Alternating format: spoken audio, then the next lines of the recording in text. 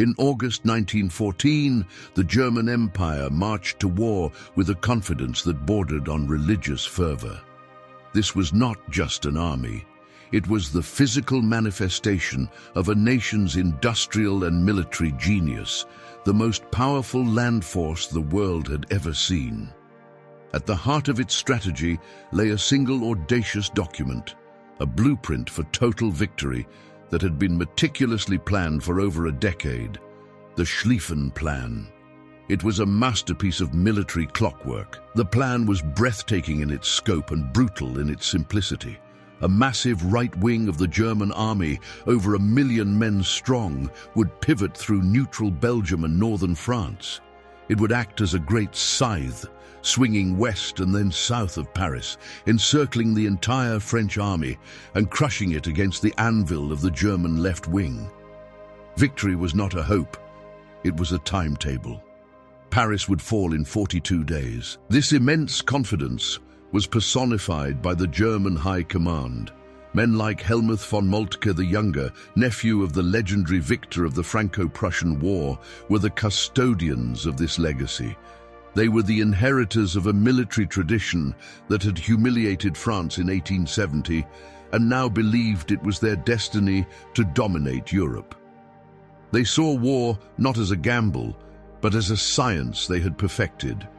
The German war machine was a thing of terrifying efficiency. It was an army of millions of highly trained conscripts, led by a superb corps of professional officers and non-commissioned officers, but its true trump card was its artillery. The heavy Krupp and Skoda siege guns were mobile monstrosities that could reduce modern fortresses to rubble, a power the French and Belgians could not hope to match.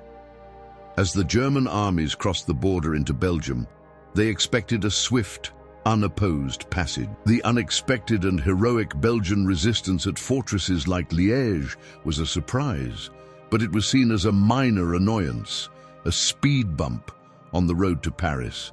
It was infuriating, but it did not shake the German belief in the infallibility of their plan or the overwhelming might of their forces. The primary obstacle, in the German mind, was the French army. They had studied it for decades. They knew its strengths, and more importantly, its weaknesses. They anticipated the French would launch a futile attack into Alsace-Lorraine, playing directly into their hands. The French army was the main problem to be solved. Everything else was a footnote, and in that footnote was the British Empire. When Britain declared war in response to the invasion of Belgium, a ripple of contempt went through the German general staff. Germany was a continental power, a nation of soldiers. Britain was a naval power, a nation of shopkeepers. Their army was considered a joke, a colonial police force, utterly insignificant in the grand calculus of European warfare. The British Expeditionary Force, or BEF, was, on paper, almost laughably small. Commanded by Sir John French, it numbered just over 100,000 professional soldiers. The Germans were deploying armies of millions. The BEF was a drop of water against a tidal wave of German steel. General von Moltke saw them as strategically irrelevant, a token force that would be swept aside with ease. This disdain was famously, if perhaps apocryphally, summarized by Kaiser Wilhelm II himself. Upon hearing that the British were sending their army to France, he reportedly ordered his generals to exterminate the treacherous English and walk over General French's contemptible little army. Whether he said the exact words or not, they perfectly captured the sentiment of his entire command. The German First Army, under the command of the aggressive General Alexander von Kluck, formed the extreme right wing of the German scythe. It was their job to move the fastest and punch the hardest. As they advanced through Belgium in late August, they were supremely confident. They had brushed aside Belgian and French forces and were now closing in on the French border, their eyes fixed on Paris. The German operational plan barely even accounted for the British. The BEF was seen as such a minor threat that von Kluck's orders were simply to brush them into the sea if they happened to get in the way. There was no detailed plan to fight them because no one believed a real fight would be necessary They were a nuisance, not a serious military opponent. This arrogance stemmed from a fundamental difference in military philosophy. The German army was a conscript force built for mass and overwhelming firepower, particularly in its artillery. The British Army was a small volunteer force of long-serving professionals, built for small-scale colonial wars in distant parts of the empire. It was an army of riflemen, not a modern army of gunners. The German generals looked at the BEF's lack of heavy artillery and its tiny numbers and saw a fatal weakness. In the coming age of industrial slaughter, how could an army that prized marksmanship over shell tonnage possibly survive? It was a relic of the 19th century, about to be brutally introduced to the realities of the 20th. The BEF's commander, Sir John French, was also a source of German confidence. He was a cavalryman, known for his impetuous nature. The Germans expected him to lead his small force in glorious but suicidal charges, playing right into the hands of their machine gunners. They completely underestimated the professionalism that lay beneath the traditionalist exterior. So, as the German juggernaut rolled south through the summer heat of August 1914, their worldview was clear and unshakable. The Belgians were a temporary nuisance. The French were the main objective who would fall into their trap, and the British were an insignificant sideshow, a contemptible little army that would be unceremoniously crushed by the sheer weight of the German advance. The German plan was more than a strategy, it was a physical law. It operated on a strict timetable that dictated where each army corps needed to be on each specific day. The BEF was not a variable in this equation that could alter the outcome. It was, at best, a minor friction coefficient that would be overcome by overwhelming force. This belief was reinforced by the first encounters. German cavalry patrols made contact with British units and reported back on their small numbers. The intelligence confirmed everything the General Staff believed. The British were here, they were few, and they were directly in the path of the most powerful army in the German order of battle. The stage was set for an object lesson in modern warfare. The German soldiers themselves were imbued with this sense of superiority. They were veterans of a tough training regimen, fired up with patriotic fervor and told they would be home by Christmas. After pushing through Belgium, they saw the British as the final flimsy barrier before a triumphant march into Paris. Their morale was sky high. The core of the German tactical doctrine was envelopment. They sought to fix the enemy's front while swinging around their flanks to destroy them. Against a tiny force like the BEF, they didn't even anticipate needing such finesse. They expected a simple frontal collision, where their superior numbers and artillery would simply obliterate the British line. The problem that the Germans believed was unsolvable for the Allies was the sheer speed and mass of their advance. They were convinced that nothing the French or British could do would be able to halt the momentum of the Schlieffen Plan's right wing. The plan's success depended on this unstoppable forward motion, a human tidal wave that would sweep all before it.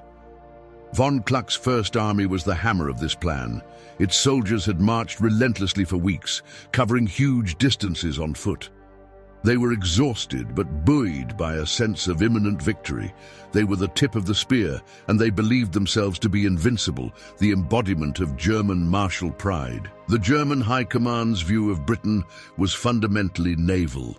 They respected the Royal Navy as the world's greatest sea power. This respect for their navy only amplified their contempt for Britain's army. A nation that had poured its resources into dreadnoughts, they reasoned, could not possibly produce an army capable of challenging the heirs of Frederick the Great. This rigid worldview created a critical blind spot. The Germans assessed the BEF based on quantitative measures: number of divisions, number of heavy guns, total manpower. By every single one of these metrics, the BEF was laughably inferior. They failed to consider the one qualitative measure that would matter most: the skill of the individual soldier. The problem the British faced was, in the German mind, tactically hopeless. They were outnumbered at least 3-1, outgunned in artillery 10-1, and operating in a foreign country at the end of a long supply line. By all the rules of war, as understood in 1914, the BEF was doomed to catastrophic defeat. This was not just an opinion. It was the conclusion of decades of German military science. Their great general staff, the most respected military intellectual body in the world, had studied and wargamed these scenarios for years. Their planning was meticulous, their calculations precise, and their calculations all led to one outcome: the annihilation of the BEF. The German plan was to make contact, fix the British in place, and then simply march around their left flank, cutting them off from the sea and surrounding them. It was a classic envelopment maneuver, the same kind they planned to use on the French, but on a miniature scale. They expected it to be over in a day or two. As August 22nd came to a close, the forward cavalry screens of von Kluck's army were skirmishing with British patrols around the Belgian industrial town of Mons. The main bodies of the two armies were converging. The German generals went to sleep that night with no sense of apprehension, only anticipation for the decisive and easy victory the next day would surely bring. They failed to appreciate the unique nature of their opponent. They were about to collide not with a citizen army of conscripts like their own, but with a band of hardened professionals. The average British infantryman was a 10-year veteran who had likely served in conflicts across the empire. They were men who had made soldiering their trade. This professional pride, this culture of excellence in the craft of soldiering, was an intangible factor that did not appear in the German General Staff's meticulous calculations. They saw a small army.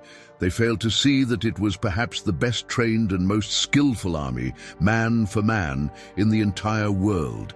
And so, on the morning of August 23, 1914, as the German First Army began its confident advance towards the Mont-Condé Canal, they expected to brush aside a token British force and continue their march on Paris. They were entirely unaware that they were not marching towards a skirmish, but into a meat grinder precision engineered by the finest riflemen on earth. The German assessment of the British Expeditionary Force was, on the surface, entirely correct. It was small. It was a colonial army. But this quantitative analysis missed the one qualitative factor that would change everything. The BEF of 1914 was not just an army. It was a finely honed weapon, forged in the fires of a previous humiliating war and polished to a level of lethal perfection that no other nation could comprehend. The typical British soldier, the Tommy, was not a civilian in uniform. He was a long-serving volunteer, a man who had chosen the army as his profession. He might have been a farm boy from Dorset or a factory worker from Glasgow, but by 1914 he was a hardened professional who had likely served across the vast British Empire, from the plains of India to the veld of South Africa. The crucible that created this extraordinary force was the Second Boer War. In South Africa, the British Army had been humbled. They had learned a bloody and painful lesson about the devastating power of modern, smokeless, high-velocity rifles in the hands of skilled, motivated marksmen. Their traditional tactics were shattered, and thousands paid the price for the Army's institutional arrogance. In the aftermath of this humiliation, the British Army underwent a quiet but profound revolution. Under the guidance of reformers like Lord Haldane, the entire institution became obsessed with a single core competency: the art and science of rapid, accurate individual rifle fire. Musketry was elevated from a basic soldierly skill to the absolute centerpiece of their doctrine and identity. This obsession was crystallized in a legendary and brutal training standard, the Mad Minute. Every single infantryman was expected to be able to fire 15 aimed rounds at a man-sized target 300 yards away, all within 60 seconds. This was not a test for elite snipers. It was the baseline requirement for every soldier in the BEF. It was a terrifying, almost inhuman standard of lethality. This feat was made possible by their standard-issue weapon, the short-magazine Lee-Enfield rifle, or SMLE. Its 10-round magazine, double the capacity of the German Mauser, and its smooth, rapid bolt action allowed a trained soldier to maintain a continuous and devastating rate of fire. In the hands of a BEF professional, it was less a rifle and more a personal machine gun. The training was relentless. British soldiers spent hundreds of hours on the rifle range, far more than any of their European counterparts. They practiced firing from different positions, at varying ranges, and under immense pressure. They were taught to live with their rifle, to maintain it meticulously, and to treat it as an instrument of precision. Marksmanship was not a skill, it was a religion. The cumulative effect of this training was an army of what could almost be described as 100,000 snipers. The average British infantry company could produce a volume of accurate, aimed fire that was simply unimaginable to the German High Command. It was a level of firepower that did not exist in their tactical manuals or their strategic calculations. It was the BEF's improbable and entirely secret weapon. The tactical consequence of this was profound. When a German infantry unit came under fire from a line of BEF riflemen, the sheer volume and accuracy of the incoming rounds was so intense that they consistently and incorrectly identified it as heavy machine gun fire. This critical misinterpretation would lead them to make disastrous tactical decisions, believing they were facing a heavily fortified position when they were not. The BEF was an army of old-fashioned virtues, professionalism, discipline, and esprit de corps, fused with this very modern, almost futuristic application of rifle firepower. Its divisions and corps were small and tight-knit, led by experienced officers who knew their men and trusted them to perform these extraordinary feats of marksmanship under the ultimate pressure of combat. The force was commanded by Field Marshal Sir John French. A cavalryman by trade, he was in many ways a traditionalist, but he was also a veteran of the Boer War's hard lessons. He knew the quality of the men under his command. He may not have fully grasped the scale of the German juggernaut he was about to face, but he had absolute faith in the fighting prowess of his old Contemptibles. The deployment of the BEF to France in August 1914 was a masterpiece of logistical efficiency. In complete secrecy, over 100,000 men, with their horses, guns, and equipment, were transported across the English Channel without a single loss. The Royal Navy provided an impenetrable shield, demonstrating a level of planning and execution that should have served as a warning to the Germans. As the BEF marched east into the summer heat of Belgium to meet the advancing Germans, the mood among the troops was one of quiet, professional confidence. They were unaware that they were outnumbered 3-1. They were simply doing what they were paid to do, march to the sound of the guns and fight for king and country. They were the best trained army in the world, and they knew it. They ironically embraced the Kaiser's insult, and the name the Old Contemptibles became their most cherished badge of honor. It encapsulated their identity, a small, proud band of professionals, looked down upon by the mass armies of Europe, but utterly confident in their own unique and deadly skills.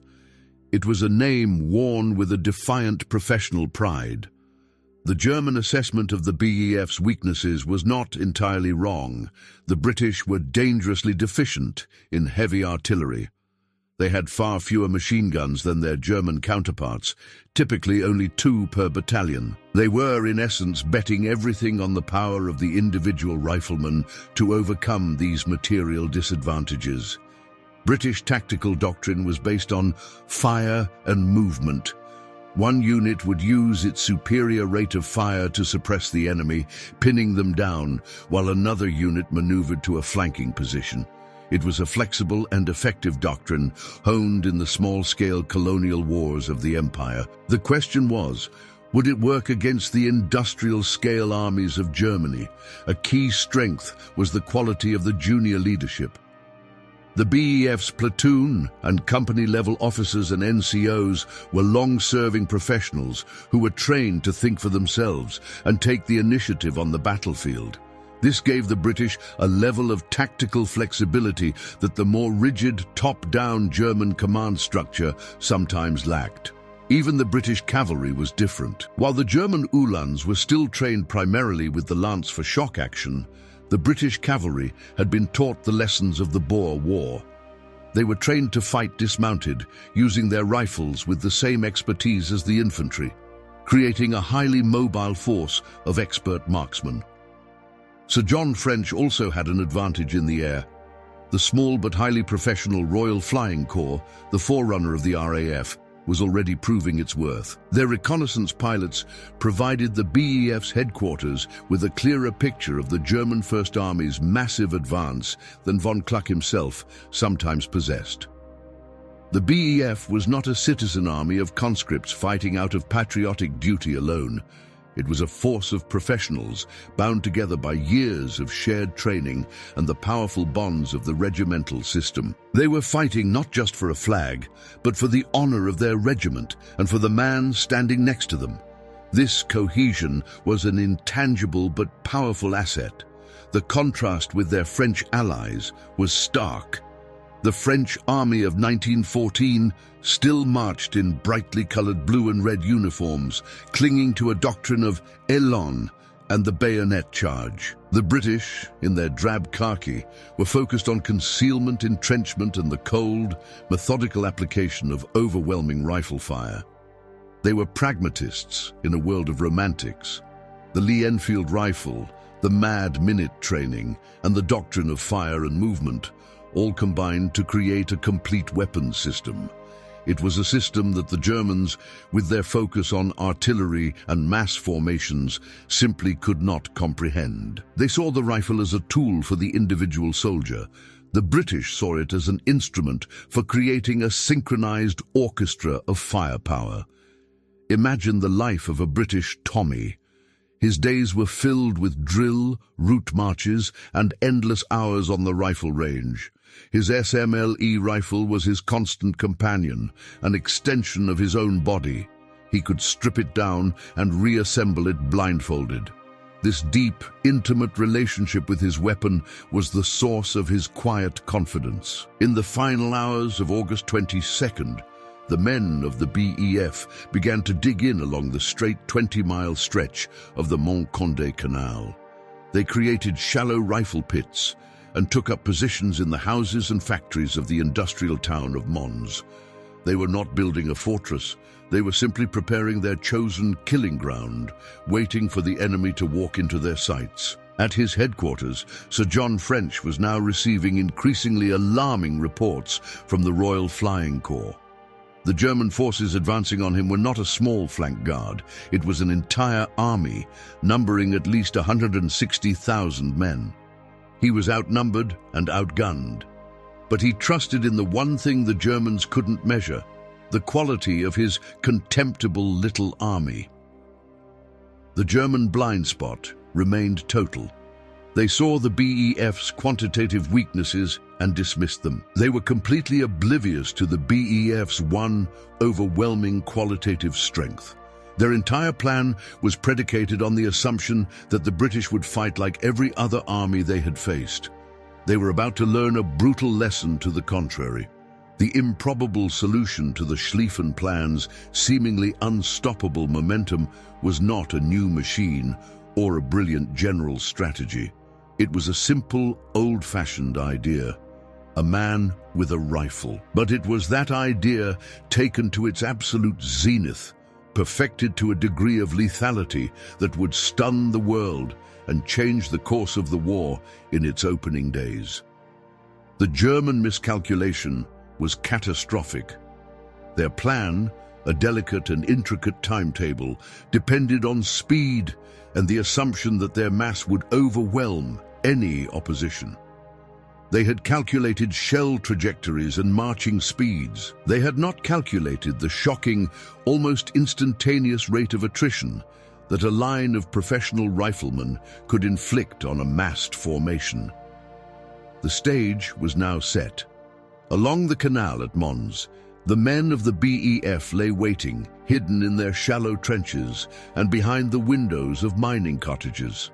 In the distance they could hear the singing and the rhythmic tramp of thousands of marching boots. The vanguard of the German First Army, the hammer of the Schlieffen Plan, was arriving. As the first German columns appeared through the morning mist, marching in dense parade ground formations, they presented perfect targets. All along the British line, sergeants and officers passed the quiet command down the ranks. Hold your fire, wait for it. The fate of the entire German invasion of France now rested on the aim of a few thousand determined men. The morning of August 23, 1914, dawned hazy and humid over the industrial landscape of Mons. Along the canal, the men of the British Expeditionary Force lay waiting, shrouded in the morning mist. Across the water, the vanguard of the German 9 Corps began its advance, not with stealth, but with the arrogant confidence of a conquering army.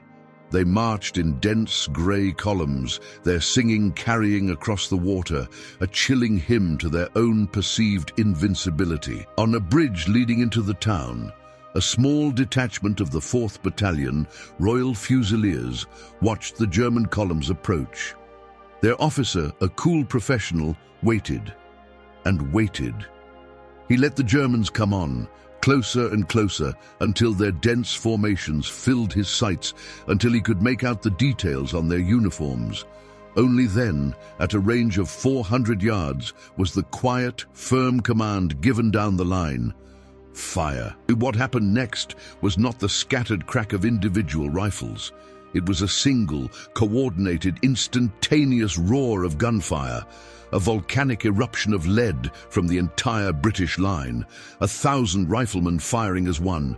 It was the sound of the mad minute, unleashed for the first time in a major European war. It was the sound of a new and terrible perfection in the art of killing. The effect on the advancing German columns was catastrophic. The front ranks did not just take casualties, they ceased to exist. Men were flung backwards as if hit by a physical wall, and the dense columns simply disintegrated into a writhing, screaming mass of dead and wounded. The German officers stared in stunned disbelief. This was not a skirmish, it was a scientifically applied slaughter. A German officer, seeing his men collapsing in heaps, screamed the only possible explanation he could conceive of. Maschinengewehr! Maschinengewehr! Machine guns! The report went up the chain of command. The British were defending Mons, not with a thin screen of infantry, but with a massive, previously undetected fortress line of at least 20 to 30 heavy machine guns per battalion. This was a fatal misinterpretation. Believing they had located the machine gun nests, the highly disciplined German infantry regrouped and launched another assault, this time in more open formations. They were professionals, and this was how they were trained to deal with machine guns. They expected a different result. They were met with the exact same unrelenting storm of precision fire.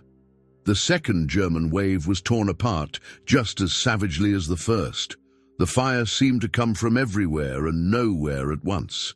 It was not the fixed, cone-shaped fire of a machine gun, but a flexible, intelligent web of death, as every British rifleman picked his own target. The Germans were taking casualties at a rate that defied all their combat experience and tactical understanding.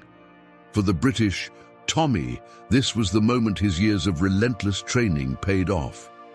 For him, it was not chaos, but a deadly, professional craft. The smooth, practiced motion of the Lee-Enfield's bolt, the steady acquisition of a new target in his sights, the gentle squeeze of the trigger. It was a rhythm, a deadly drumbeat he had practiced 1,000 times on the ranges back in England. Now, the targets were real. The fight for the Nîmes railway bridge became legendary. Here, a single machine gun team and a platoon of the Royal Fusiliers held off an entire German battalion. Lieutenant Maurice Dees, though wounded multiple times, continued to control the fire until he was killed. After he fell, Private Sidney Godley took over the gun, holding the position alone under a hail of fire until he was wounded and captured. Both would be awarded the first Victoria Crosses of the war.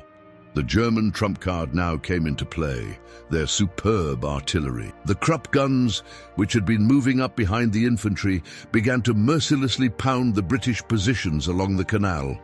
The battle transformed into a brutal duel. It was the rapid, accurate fire of the British rifles against the overwhelming brute force power of the German shells. At his headquarters, General von Kluck was receiving reports that were incomprehensible. His advance, the very tip of the Schlieffenplan's spear, was being held up by a handful of British divisions he had intended to brush aside. The timetable was already slipping. Infuriated, he ordered more and more troops to be thrown into the fight, determined to crush this impudent resistance through sheer weight of numbers. The sheer rate of fire achieved by the BEF was the key. Military analysts would later estimate that a single British battalion of 1,000 men could produce a volume of accurate fire equivalent to at least 4 German battalions of the same size.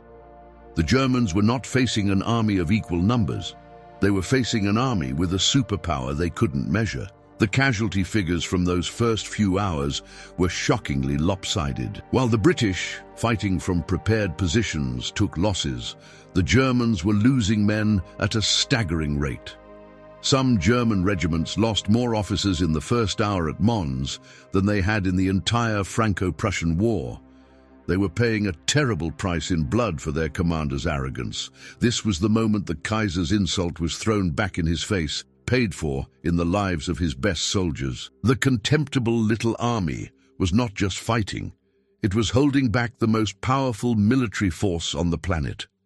The professionalism and skill that the Germans had disdained was now bleeding their elite regiments white along the banks of a Belgian canal. But courage and marksmanship alone could not defy military arithmetic forever. While the BEF held their front, von Kluck was using his vast numerical superiority to push his forces around their western flank. By late afternoon, Sir John French received the news he was dreading. His little army was in danger of being completely surrounded and annihilated. With a heavy heart, the British commander gave the order for a general withdrawal. The Battle of Mons was over. But this was not the beginning of a rout. It was the beginning of one of the most famous fighting retreats in military history. The BEF would pull back, but they would pull back as a cohesive, professional fighting force, turning and snapping at their pursuers every step of the way. This pattern would be repeated just 3 days later at the Battle of Le Cateau. Here, the British II Corps under General Smith-Dorrien, exhausted from the retreat, chose to stand and fight. Once again, their devastating rifle fire tore the heart out of the pursuing German formations, inflicting thousands more casualties before the British skillfully disengaged and continued their retreat. The reports reaching the German Supreme Headquarters were now a source of profound confusion for von Moltke. Von Kluck was reporting victory and claimed the British were in full retreat. But his reports were also filled with complaints of stubborn resistance, unexpectedly heavy fighting, and casualty figures that were alarmingly high. The easy victory he had promised was proving to be anything but. For the German soldiers who had survived the bath of fire at Mons, the myth of their own invincibility was shattered. They now had a new and grudging respect for the British Tommy. They learned to dread the sound of his rapid rifle fire. This psychological blow, this seed of doubt planted at Mons, would have consequences in the battles to come. The strategic cost to the Germans was immense. The delay at Mons had cost them a full 24 hours. In the rigid, unforgiving timetable of the Schlieffenplan, a 24-hour delay was a catastrophic failure. Every hour lost was an hour gained for the French to regroup and shift their forces to defend Paris. The clock was ticking, and the British had just thrown a wrench in the works. Out of the terror and exhaustion of the retreat, a powerful legend was born, the story of the Angel of Mons. Many British soldiers swore they had been protected by angelic archers who had appeared in the sky and held back the Germans. This myth spoke to the almost supernatural nature of their achievement. They had done something that felt impossible, and they needed a miracle to explain it. A German diary found on a fallen officer summed up the confusion. "We advance, but we pay a heavy price for every meter. The enemy are invisible, hidden, and they shoot with a speed and accuracy I have never seen. We are told they are few, but their fire is like 1,000 machine guns. It is a strange and unnerving kind of fighting." Despite being in full retreat, the morale of the BEF was paradoxically high. They were exhausted and battered, but they were not beaten. They knew they had met the Kaiser's finest, and they had given a bloody good account of themselves. A sense of professional pride and confidence surged through the ranks. They knew now that they could beat the Germans. The French High Command, whose own armies were being pushed back all along the front, learned of the BEF's dogged stand at Mons with astonishment and immense relief. The small British force, which they too had perhaps underestimated, was proving to be a far more valuable ally than they could have hoped, buying them precious time with their blood. This was the shocking turning point. The Battle of Mons was a tactical defeat for the British, as they were forced to retreat. But it was a massive strategic victory. It was the first critical blow against the Schlieffen Plan, the beginning of the unraveling of Germany's blueprint for a quick and decisive war. The delay at Mons would have a direct and fatal ripple effect. It would contribute to von Kluck's infamous decision, a week later, to turn east of Paris instead of west. This deviation, born of frustration and a desire to destroy the retreating BEF, would expose his flank and create the opportunity for the climactic counterattack at the Marne. The price of the German High Command's arrogance was now being paid. Their contempt for the BEF had led them to send their infantry forward in dense, outdated formations, offering them up as perfect targets. The thousands of German soldiers who fell at Mons were victims not just of British rifles, but of their own generals' hubris. The legend of the old Contemptibles was forged in fire at Mons. It became a foundational myth for the British Army, a story of quiet professional heroism against impossible odds. It was the moment a small army of professionals proved that quality could, for a time, hold back quantity. For the German generals, the shocking question now loomed: how did this happen? How could their unstoppable war machine be so bloodily repulsed by such an insignificant force? The shock of Mons was not just a tactical setback, it was an intellectual crisis. It forced them to re-evaluate everything they thought they knew about their enemy. And so, the BEF was in full retreat, fighting for its very survival. The Germans were still advancing, a vast grey tide sweeping into France. But the tide had been slowed. The German war plan was wounded, its timetable in tatters, its commanders confused. The British had proven their lethal skill, but could this contemptible little army escape the trap and live to fight another day? The shocking effectiveness of the British Expeditionary Force at Mons was not an accident, nor was it a miracle. It was the result of a meticulously engineered military system, a perfect fusion of man, weapon, and doctrine. To the German generals who analyzed the battle, it seemed like the British had deployed a new kind of machine gun. The truth was far more impressive. They had turned the individual infantryman into a human machine gun. The instrument of this power was the short-magazine Lee-Enfield rifle, the legendary SMLE. In an age of bolt-action rifles, the SMLE was a masterpiece of ergonomic design.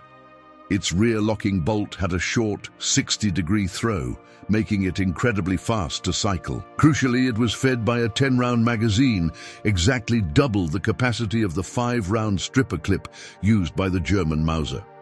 The German Gewehr 98 Mauser was a superb rifle, arguably more accurate for a single, carefully aimed shot, but it was a marksman's weapon, The Lee-Enfield was a soldier's weapon, designed from the ground up for speed and volume of fire. This philosophical difference in design would have catastrophic consequences for the German infantry who had to advance against it. The mad minute was the brutal mathematical formula that defined this new reality. To fire 15 aimed rounds in 60 seconds meant a soldier had to load 3 separate 5-round clips, cycle the bolt 15 times, acquire a target 15 times, and press the trigger 15 times. This required a level of training, dexterity, and cool-headed professionalism that was simply absent in any other army in the world. Consider the staggering volume of fire this system could produce.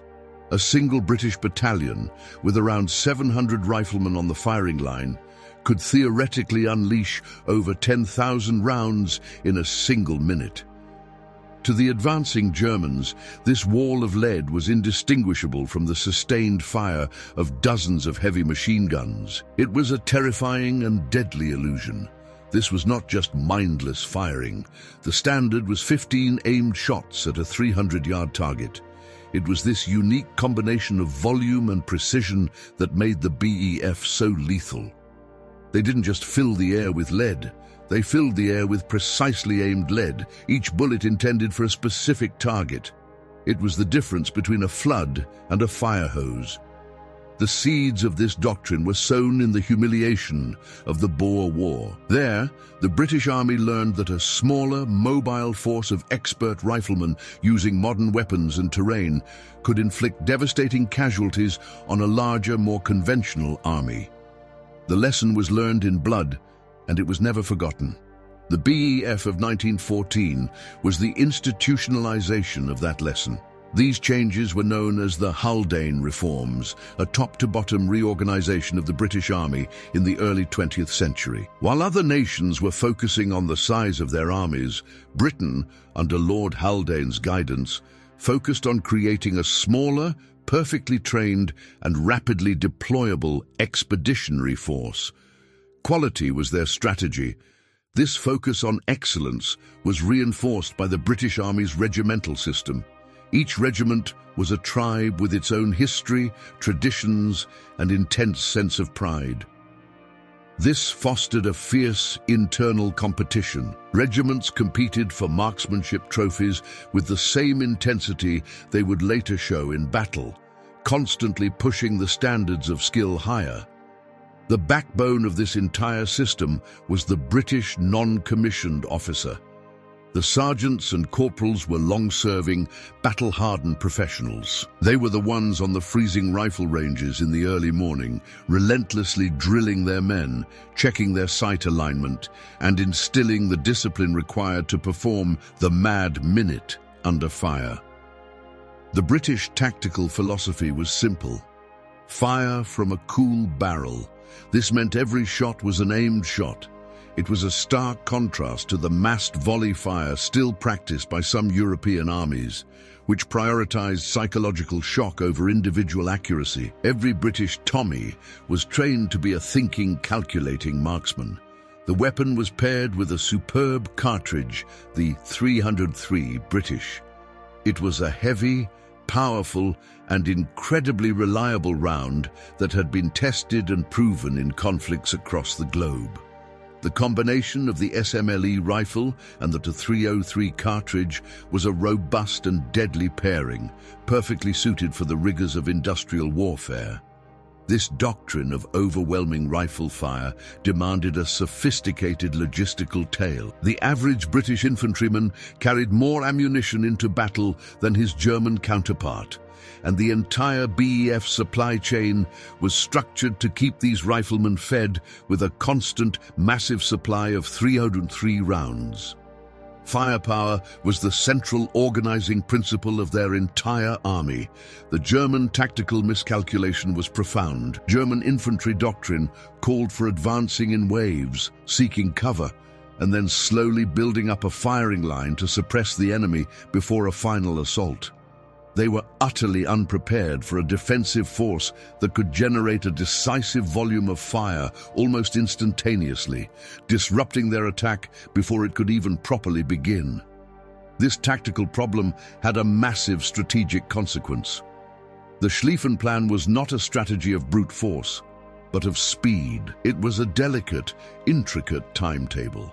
The BEF's ability to inflict heavy casualties and force delays created a tactical problem at Mons that sent a disruptive shockwave through the entire strategic German war plan. It is crucial to understand how unique this skill was in 1914. The French army, with its inferior Liebel rifle, was still wedded to the doctrine of the bayonet charge. The Russian army had immense manpower but was poorly equipped and trained. The Austro-Hungarians were a multi-ethnic force of questionable quality. In August 1914, the BEF's level of marksmanship was a unique superpower. This skill was also a source of immense morale. The British soldiers' confidence was not based on abstract patriotism alone. It was based on the certain, proven knowledge that they were masters of their primary weapon. They knew they were good, and this gave them the psychological resilience to face a numerically superior foe without flinching. But this professionalism came at a price. It took years of continuous training to create a soldier who could perform the mad minute. This is why the BEF was so small. It was incredibly expensive and time-consuming to produce. It was a high-quality, handcrafted weapon in an age of mass production. This was both its greatest strength and its most tragic, fatal weakness. The BEF's small but professional air arm, the Royal Flying Corps, played a crucial, often overlooked role. Their aerial reconnaissance allowed Sir John French to see the battlefield, identifying the massive German flanking movements and allowing the BEF to choose the most advantageous ground from which to deploy their defensive firepower, such as the Canal Line at Mons. The leadership doctrine of the BEF also contributed to its effectiveness. British junior officers were expected to lead from the very front, setting an example of courage and professionalism for their men. This resulted in appallingly high casualty rates among lieutenants and captains, but it also inspired their units to perform incredible feats of arms.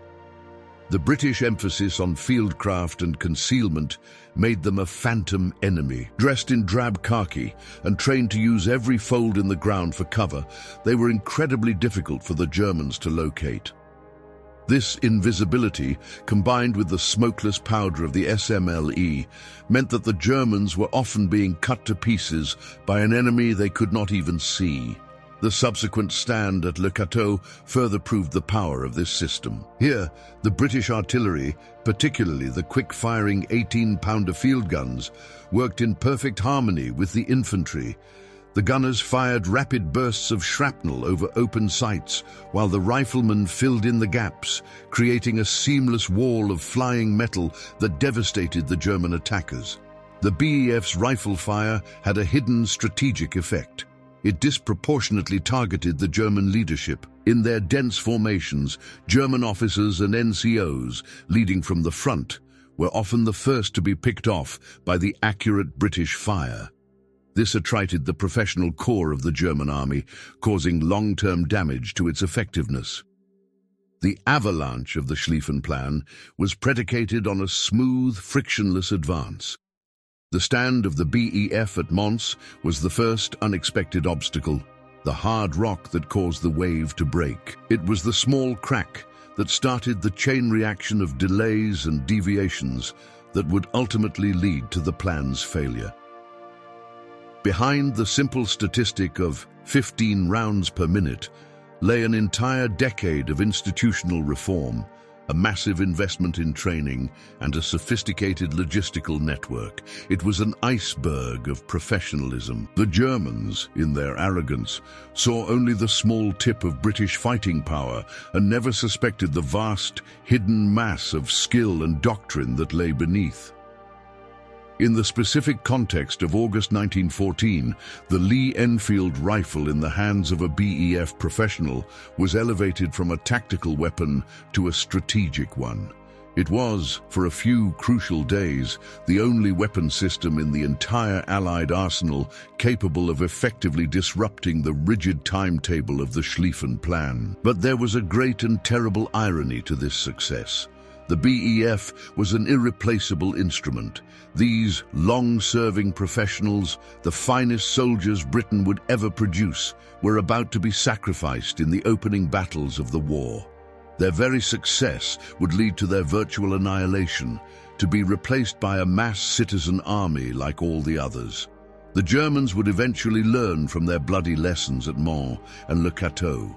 They would adapt. They would develop their own innovative infiltration tactics, the stormtroopers, that relied on speed, surprise, and new weapons like the machine pistol.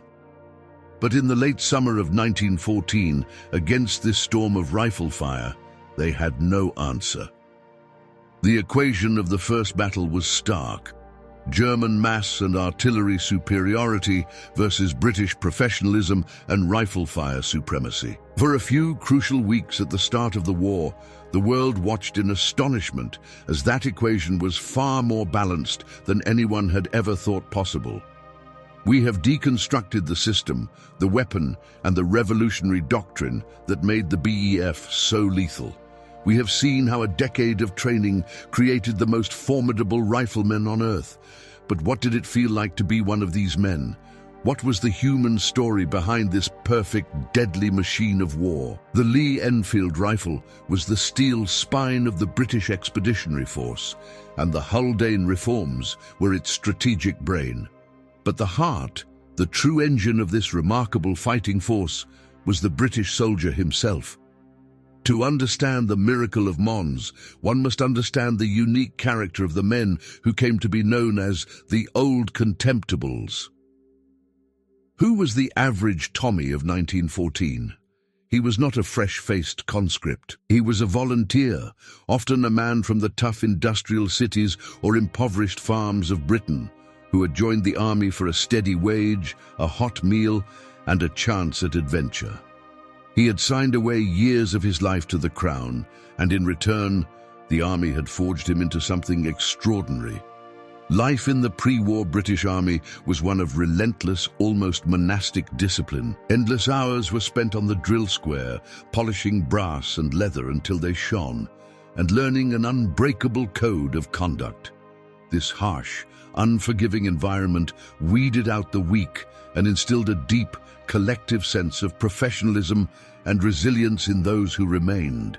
A soldier's primary loyalty was not to an abstract concept of the nation, but to his regiment. Whether he was a Gordon Highlander, a Royal Welsh Fusilier, or a Middlesex man, his regiment was his family, his tribe.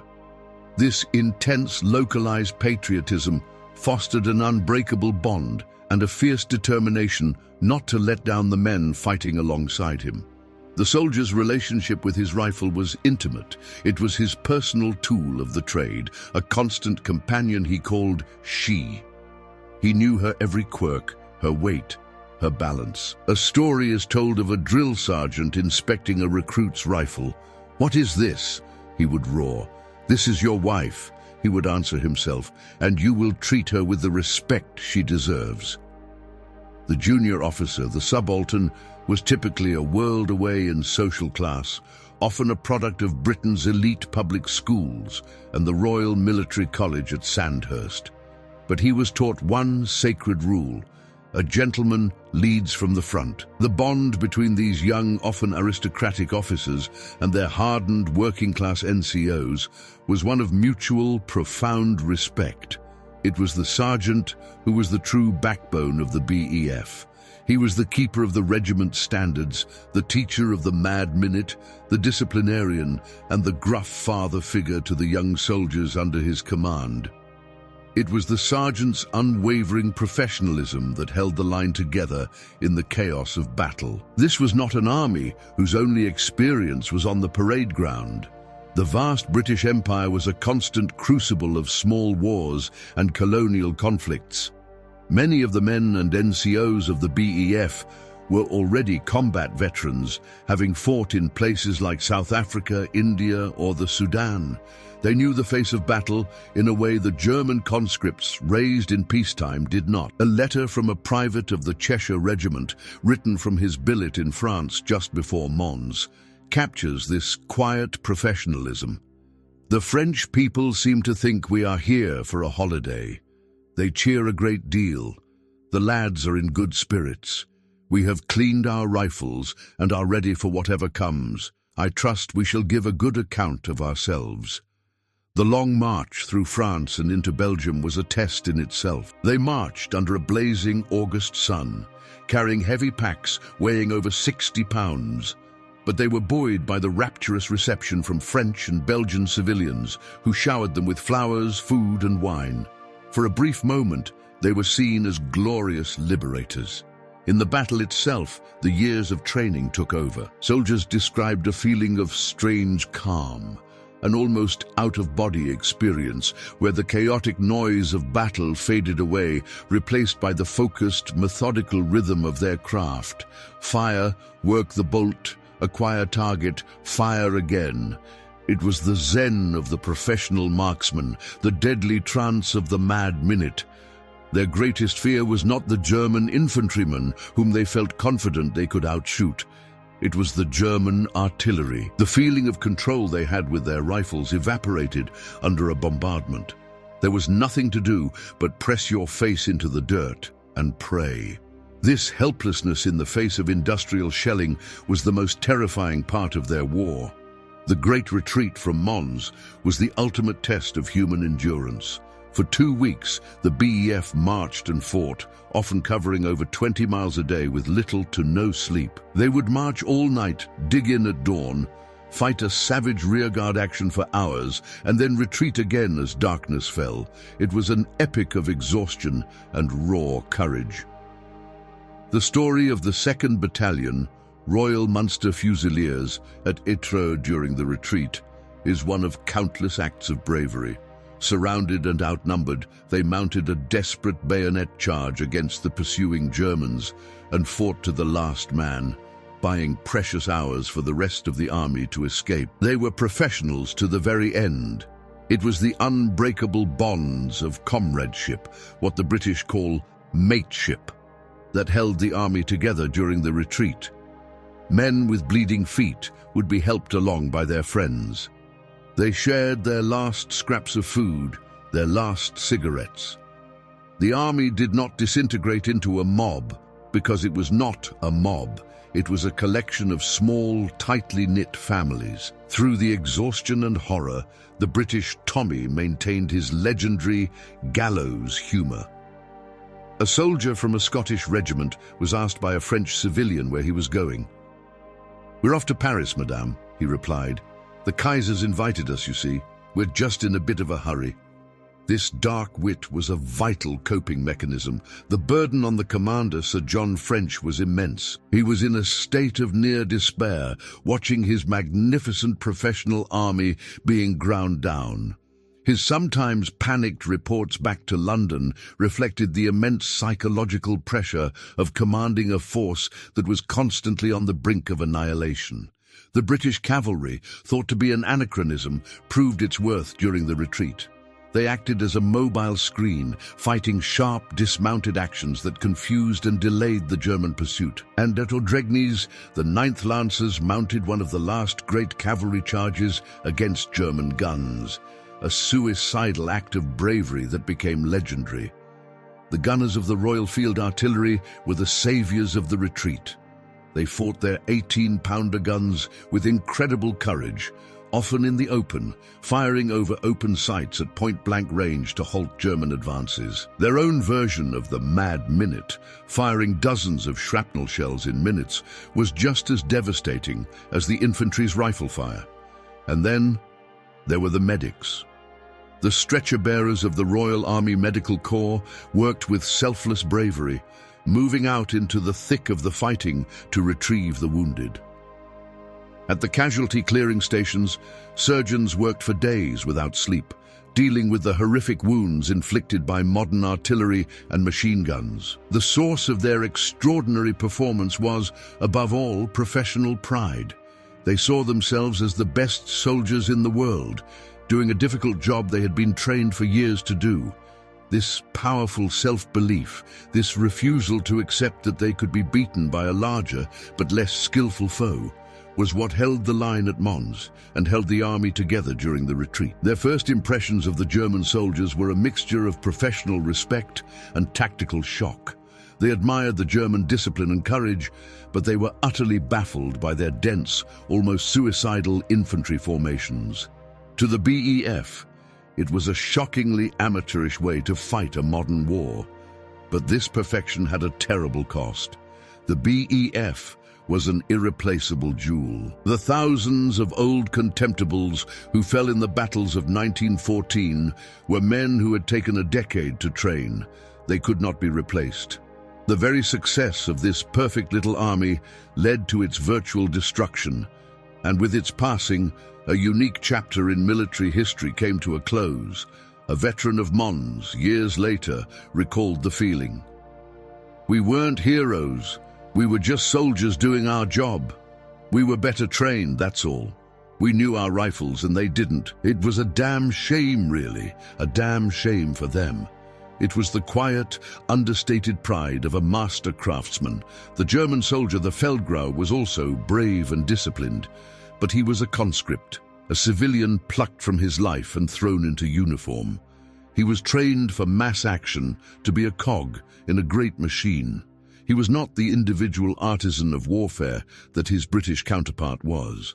This philosophical difference was paid for in blood. The stand of the 4th Battalion, the Middlesex Regiment, became a symbol of the retreat.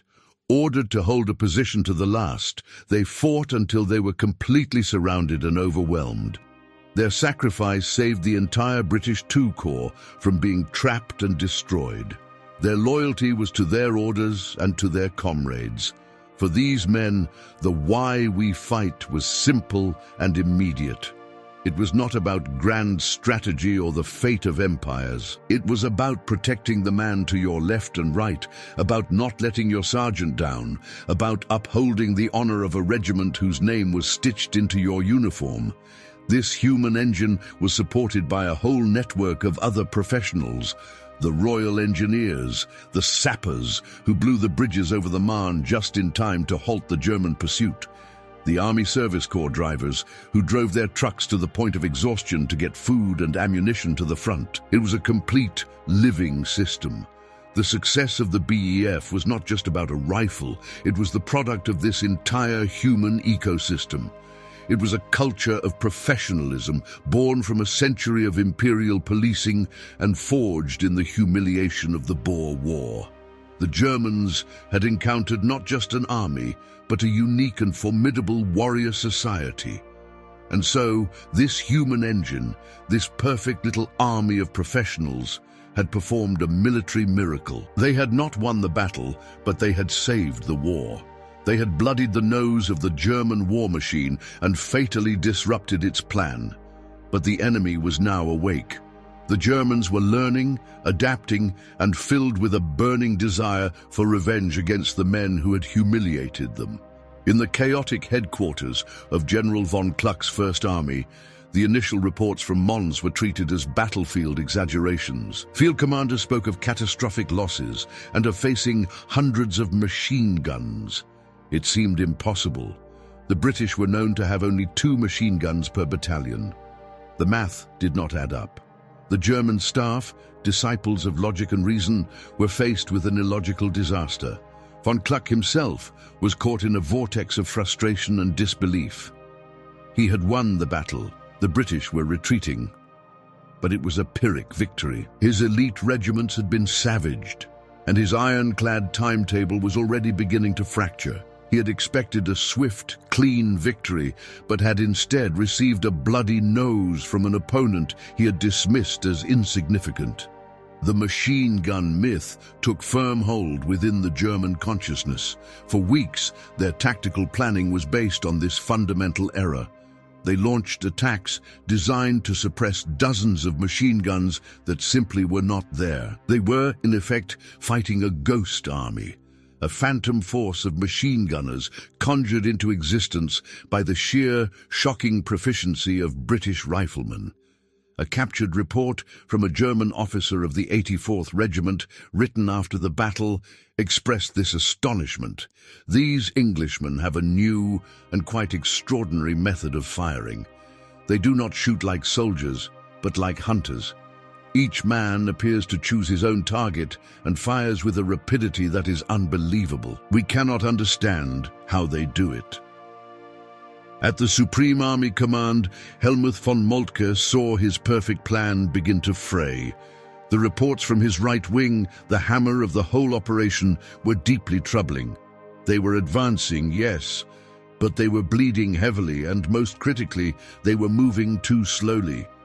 The first corrosive seeds of doubt about the viability of the Schlieffen Plan began to sprout in his mind. The casualty figures were a brutal testament to the BEF's effectiveness.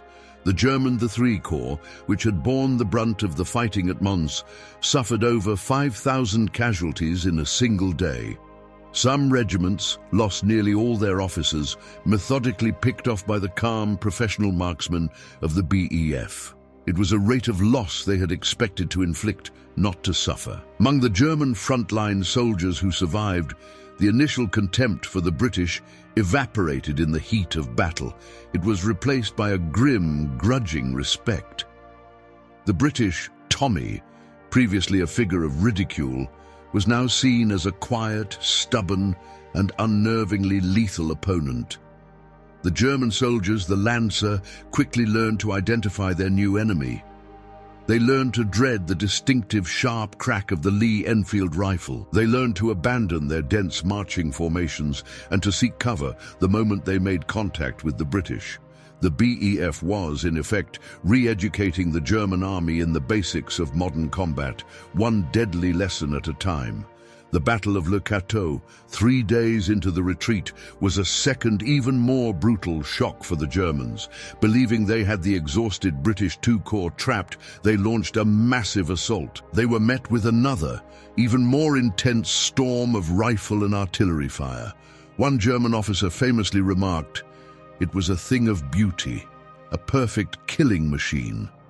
General von Kluck, infuriated by the delays and the unexpectedly heavy resistance, became obsessed with the destruction of the BEF. This small British force, which he had intended to sweep aside, now became his primary focus. This obsession, born of the humiliation at Mons, would lead him to make a fatal and war-altering strategic error. In his single-minded pursuit of the retreating British, von Kluck made his infamous turn. Instead of swinging west and south of Paris, as the Schlieffen Plan strictly dictated, he turned his army east of the city, hoping to finally encircle the BEF. In doing so, he fatally exposed his right flank to the French armies garrisoned in Paris. This was the ultimate, if indirect, admission of the BEF's success. They had not defeated the German First Army, but they had dragged it off course. They had acted as a strategic irritant, a thorn in the side of the German bull, goading it into a fatal mistake. They had not broken the Schlieffen Plan themselves, but they had forced the Germans to break it for them. The consequence was the miracle of the Marne. The French, under General Joffre, seized the opportunity created by von Kluck's error. They rushed troops from Paris, some famously in taxicabs, and launched a massive counterattack against the exposed German flank.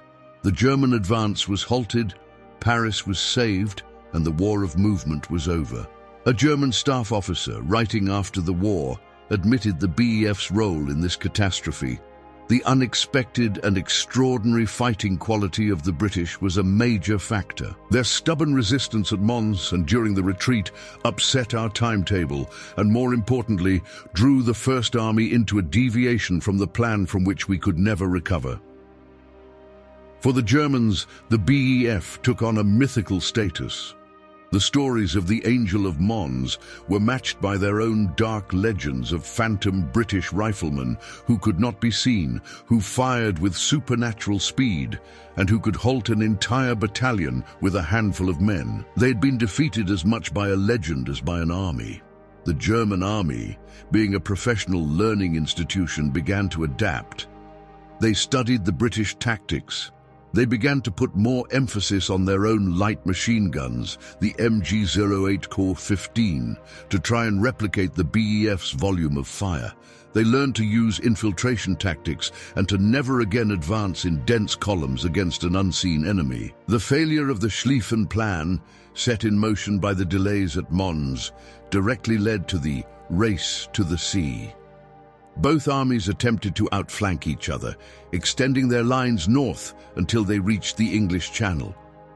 The result was the continuous, static line of trenches that would define the next 4 horrific years of war. The intellectual shock was as great as the physical one. A German intelligence officer interrogating a captured British sergeant was reportedly astonished by the man's calm professionalism. The sergeant explained the mad minute with the quiet pride of a master craftsman, revealing the simple, unbelievable secret behind their devastating firepower. German ordnance experts eventually studied captured Lee-Enfield rifles. They noted the 10-round magazine and the fast, ergonomic bolt action. They could now see the technical components of the British superiority, but they also knew that the weapon was only half the story. The other half was a decade of training they could not replicate. The price Germany paid for underestimating their foe was immense. The Schlieffen Plan was in ruins. The dream of a quick war was dead, and thousands of their best-trained, most experienced officers and NCOs lay dead in the fields of Belgium and France, casualties of the Kaiser's contemptible remark.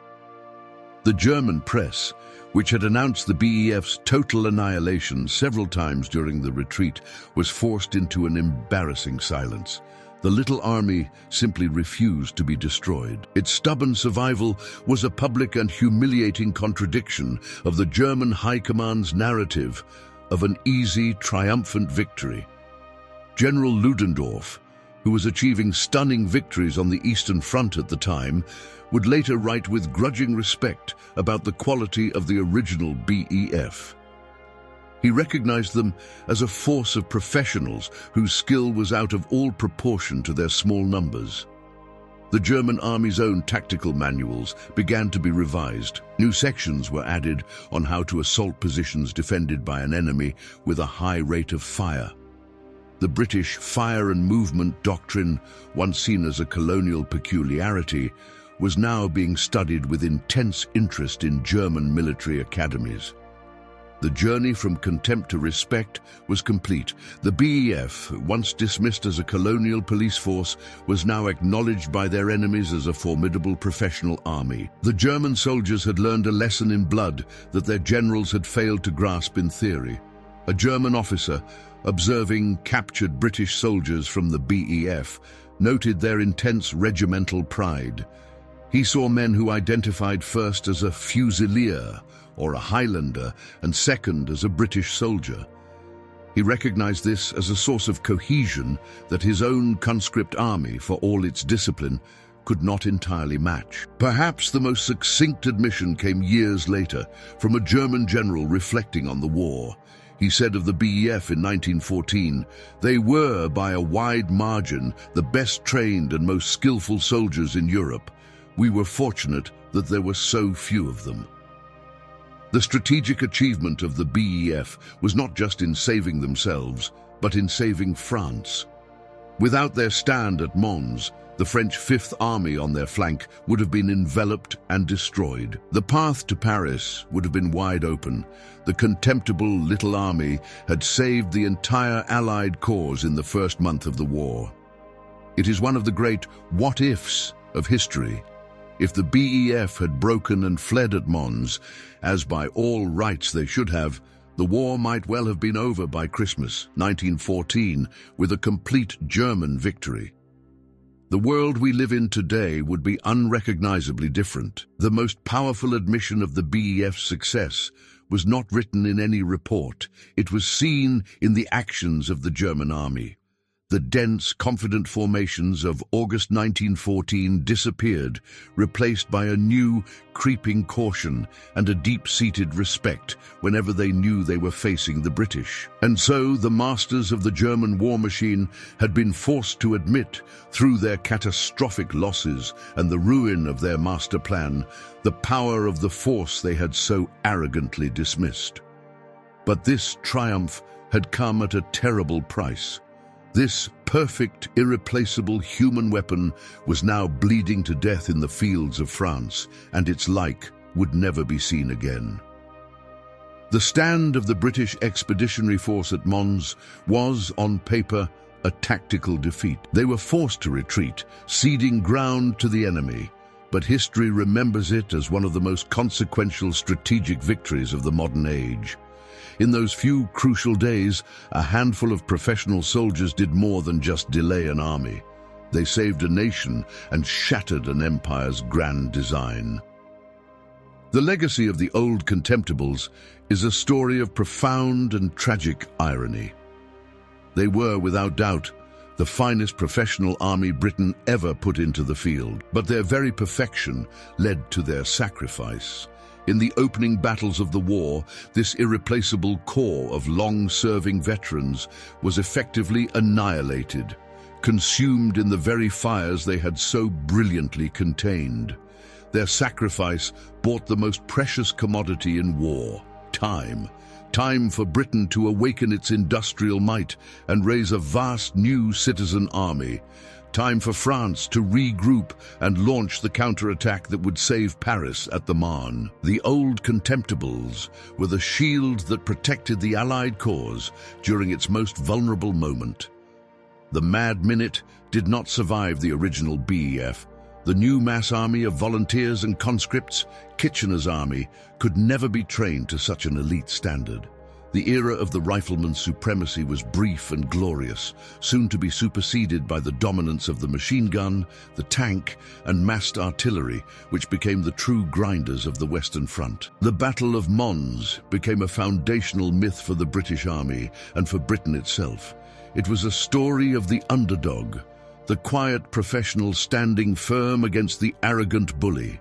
The legend of the Angel of Mons, whether a miracle or a mass hallucination born of exhaustion, captured the nation's belief that they had achieved something beyond the realm of normal human endurance. The German Schlieffen Plan, once considered a masterpiece of military science, is now studied in war colleges as a cautionary tale. Its failure, set in motion by the unexpected resistance of the BEF, serves as a timeless lesson in the dangers of rigid timetables, logistical overreach, and above all, the catastrophic cost of underestimating your opponent.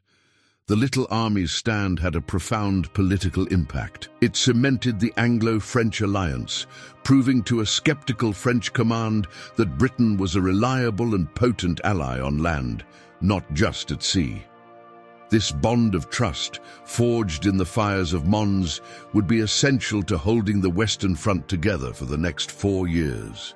The world learned a vital lesson about the difference between a conscript army and a professional one. While the German army was a magnificent machine, the BEF demonstrated the immense value of the long-serving volunteer soldier, his initiative, his resilience, and his mastery of his craft. This debate continues in military circles to this day. The legend of the BEF's rifle fire was so powerful that it influenced German tactics for the rest of the war. They developed a deep-seated caution when facing British troops, often overestimating the number of machine guns they faced, which led them to be less aggressive and more reliant on overwhelming artillery preparation.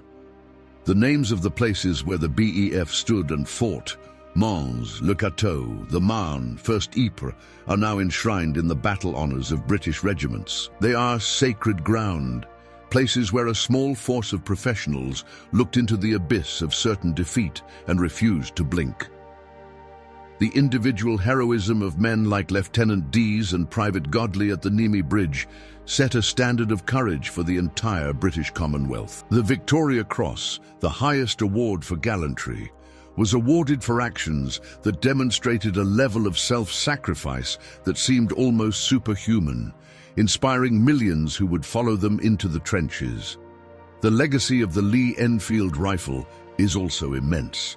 It would go on to serve the British Army through another World War and countless other conflicts, always beloved by the soldiers who carried it for its reliability and rapid fire. It remains one of the most iconic and successful military rifles in history. The BEF of 1914 was, in many ways, the last of the Victorian armies. It was an imperial police force, designed for small wars, thrust into the crucible of the first truly industrial conflict. Its story is a poignant farewell to an older age of warfare, an age of spit and polish and regimental pride that was about to be washed away by a tide of mud and steel. The German soldiers who survived the encounter never forgot it. In their memoirs and post-war interviews, they spoke of the British Tommy of 1914 with a unique kind of respect. They called him the Feuerteufel, Fire Devil, a quiet, almost invisible soldier who could unleash a personal storm of bullets. The strategic impact echoed through the decades. The failure to achieve a quick victory in 1914 meant Germany was trapped in a long two-front war of attrition. This was the one scenario their planners knew they could not win. The BEF's stand at Mons didn't just delay the German army, it sentenced the German Empire to a slow, agonizing death. The BEF's story is a powerful reminder that wars are not just decided by numbers. Intangible factors like training, morale, discipline, and the quality of a single weapon system can have an impact far outweighing their statistical significance. The old Contemptibles were the ultimate proof of this timeless military truth. The men who fought at Mons were not supermen. They were ordinary men who had been forged by an extraordinary training system into an elite fighting force. Their story is a testament to the incredible potential that can be unlocked by relentless practice and a powerful sense of collective pride. Today, in the quiet, beautifully maintained St. Symphorian Military Cemetery near Mons, something remarkable can be found. Here lie the first and the last British soldiers to be killed in the Great War. German and British soldiers lie buried together, a poignant symbol of the shared humanity that was lost in the storm of 1914. The legacy is not just one of heroism, but also of loss. The virtual destruction of the original BEF meant that the hard-won lessons of professional soldiering were lost with them. The new armies of 1915 and 1916 would have to relearn these lessons at a terrible cost in blood. The story of the Contemptible Little Army has become a cornerstone of British identity. It is a story of the underdog, of quiet professionalism triumphing over loud arrogance, of David holding back Goliath.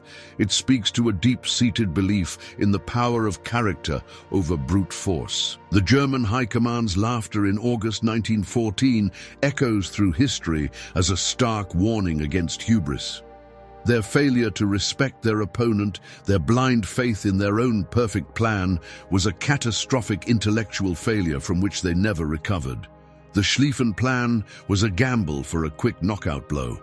The BEF's stand was the crucial moment when the German punch was slowed, allowing the Allies to absorb the blow and turn the fight into a long, brutal brawl. The little army had spoiled the bully's best punch.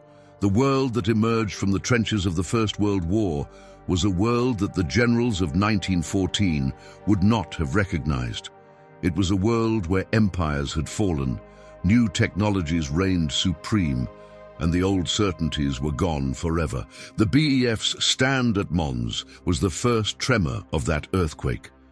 The story is not just about the British. It is a universal tale of how a small, cohesive, highly skilled group can have an impact far beyond its numbers. It is a lesson for corporations, sports teams, and any organization that seeks to achieve the extraordinary. The ultimate irony is that the British, a naval power, produced an army that for a few brief weeks was the most effective land force in the world. And the Germans, a land power, would ultimately be defeated by naval powers, brought to their knees by a blockade and the industrial might of Britain and America. The quiet cemeteries of northern France are the final resting place of this incredible army. The neat rows of white headstones mark the graves of men who were part of something unique, a military instrument of such perfection that it could only be used once. The world would see larger armies, more destructive weapons, and battles of even greater scale. But it would arguably never again see an army as proficient, man for man, in the art of the rifle as the British Expeditionary Force of 1914. They were the masters of a dying art. The legacy of Mons also lives on in the relationship between Britain and the United States. The American Expeditionary Force, when it arrived in 1917, would learn many of its first lessons about trench warfare from the battle-hardened British veterans who had survived since those early days. So what is the final verdict on this contemptible little army? They were a force that lost almost every battle they fought in 1914, yet in doing so, they won the campaign and saved the world from a quick German victory. Theirs is a story of triumphant defeat. In the end, the German High Command's laughter was silenced by the deafening continuous roar of 10,000 Lee-Enfield rifles. The old Contemptibles, outnumbered and outgunned, did not just stop an invasion, they stopped an entire theory of war. They proved that courage, training, and the quiet professionalism of the common soldier were still the ultimate arbiters of the battlefield, a truth written in the blood and brass of a hot August day in 1914.